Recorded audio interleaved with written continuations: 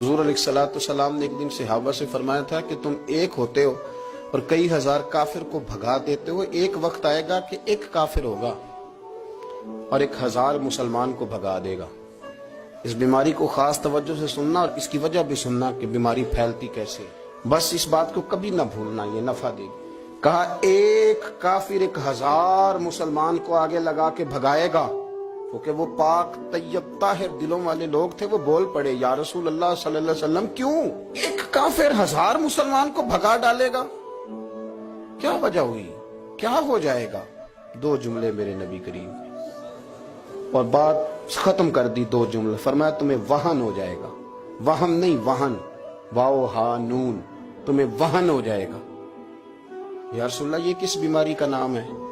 تو اللہ کے رسول علیہ السلام فرمانے لگے اس کا ترجمہ یہ ہے کہ تمہیں دنیا سے پیار ہو جائے گا اور تمہارا مرنے کو دل نہیں کرے گا۔ دنیا سے پیار کرو گے، موت کا لفظ آئے گی تمہیں کراہت آئے گی، کراہت، حالانکہ مرنا پکی بات ہے، لیکن تمہیں جب موت سے کراہت آنے لگے اور زندگی سے پیار ہو جائے پھر کافر تمہیں بھگائیں۔